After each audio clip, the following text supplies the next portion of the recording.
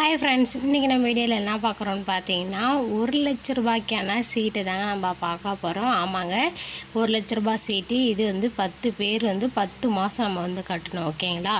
இதில் சீட்டு பிடிக்கிறவங்களுக்கு எவ்வளோ கமிஷன் கிடைக்கும், நம்ம சீட்டு போடுறவங்களுக்கு எவ்வளோ கிடைக்கும், லாபமாக நஷ்டமாக அப்படிங்கிறத நம்ம பார்க்கலாங்க. இப்போ பார்த்தீங்கன்னா ஃபஸ்ட்டு மாதத்தில் நம்ம 7,300 ரூபாய் நம்ம கட்டணும். ஓகேங்களா?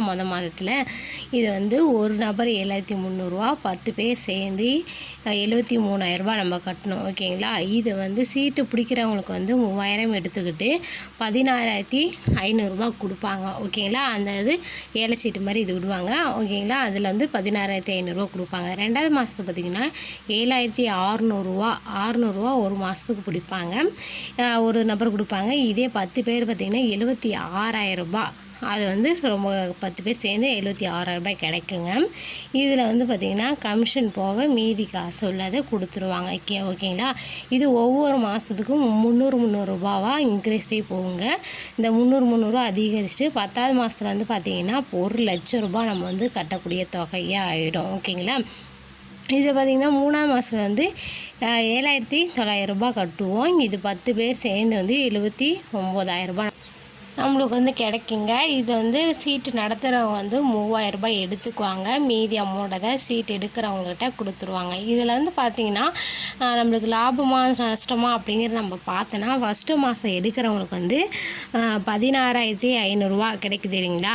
ஃபஸ்ட்டு மாதத்துலேயே நம்ம இந்த அமௌண்ட் எடுத்திங்கன்னா ஏதாச்சும் ஒரு கடன் கொடுக்கவோ இல்லவோ நம்ம வெளியே பிஸ்னஸ் ஏதாச்சும் பண்ணுறோமோ அந்தமாரி இருக்க நம்ம கொடுத்துக்கலாம். ஓகேங்களா? அதனால் ஃபஸ்ட்டு மாதத்துலேருந்து 10 மாதம் வரைக்கும் நம்ம அசல் கட்டதாக இருக்கும்.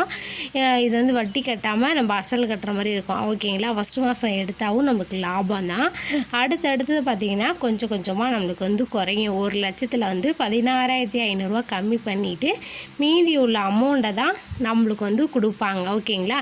இதே மாதிரி தான் ஒவ்வொரு மாதத்துலேயும். இதில் பார்த்திங்கன்னா 6 மாதத்தில் எடுக்கிறவங்களுக்கு 1,500 ரூபா கம்மி பண்ணிவிட்டு மீதி உள்ள அமௌண்ட்டு தான் நம்மளுக்கு தருவாங்க. அடுத்தது 7ஆவது மாதம் 8ஆவது மாதம் இதுமாரி வந்துகிட்டே இருக்குங்க. கடைசியாக 10ஆவது மாதத்தில் பார்த்திங்கன்னா நம்ம எல்லா தொகையும் கட்டினது சேர்த்திங்கன்னா பார்த்திங்கன்னா 86,500 ரூபா நம்ம கட்டியிருப்போம் 10 மாதமும். இது லாபம் பார்த்திங்கன்னா நம்மளுக்கு 10,500 ரூபாய் நம்மளுக்கு கிடைக்கும் கடைசியாக. ஓகேங்களா? 10,500 ரூபாய் நம்மளுக்கு லாபம் தானே. ஒரு 10 மாதத்தில் 10,500 ரூபாய் நம்மளுக்கு கிடைக்கக்கூடிய லாபம் இதுங்க. நம்மளுக்கு அசலும் கிடைச்சிரும், இவ்வளவும் கிடைச்சிரும்.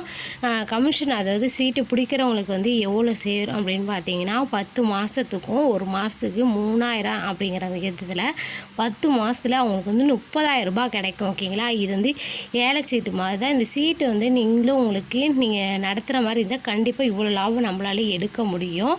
ஒவ்வொரு மந்த்லேயும் இவ்வளோ அமௌண்ட்டு தான் கம்மியாகும்.